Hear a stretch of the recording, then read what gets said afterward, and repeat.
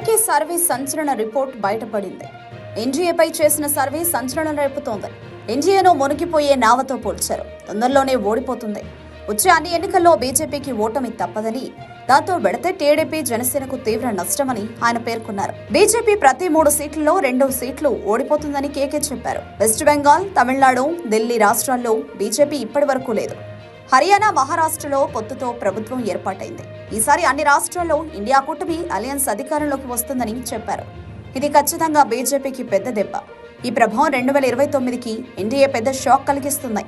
4వ మోదీ రావడం జరగని పని అని అన్నారు. బీజేపీ మతత్వాన్ని నమ్ముకుని పార్టీ పబ్బం గడపాలని చూస్తోంది. ఇది కొద్ది కాలమే. రియల్ ఇష్యూ తెరపైకి వస్తే మళ్లీ ప్రభుత్వం ఏం చేస్తుందని ప్రశ్న సామాన్యుడిలో మొదలవుతుంది. ఇండియా కూటమి కాస్త మేలుకొని ఉంటే ఇంకా మంచి సీట్లు వచ్చాయి. బీజేపీ ఈసారి చాలా డౌన్ అయింది. గతంతో పోలిస్తే 60 సీట్లను కోల్పోయింది. అందువల్ల చంద్రబాబు, నితీష్ మీద ఆధారపడి ప్రభుత్వాన్ని ఏర్పాటు చేసింది బీజేపీ.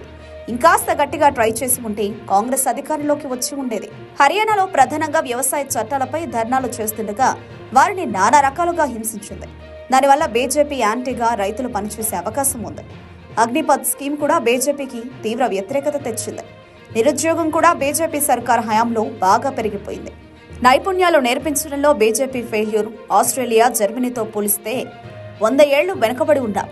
స్కిల్స్ లేకుండా మన యువత వెనుకబడిపోయింది. రెజ్లర్స్ విషయంలో బీజేపీకి చాలా మైనస్. కనీస మద్దతు ధర అందించడంలో కూడా బీజేపీ ఫెయిల్యూర్. వీటన్నింటి వల్ల కాంగ్రెస్ కు ప్లస్ అవుతుంది, కేజ్రీవాల్ కు కాదని కేకే అంటున్నారు. ఒకవేళ ఇండియా కూటమి గనుక వస్తే జగన్ కూడా దాని వైపు వెళ్లే అవకాశం ఉందని ప్రచారం జరుగుతోంది. 2029లో చంద్రబాబు, పవన్ ఇబ్బందులు పడే అవకాశం ఉంది. యాంటీ మోదీ కూడా వీళ్లపై పనిచేస్తుంది. 5 ఏళ్లలో వీళ్లు చెప్పిన హామీలు నెరవేర్చే పరిస్థితులు లేవు. జగన్ అధికారంలోకి వచ్చిన 100 రోజుల్లో 87% హామీలు నెరవేర్చారు. చంద్రబాబు ప్రకటించిన సూపర్ 6లో ఒక్క పెన్షన్ తప్ప ఏదీ అమలు కాలేదు.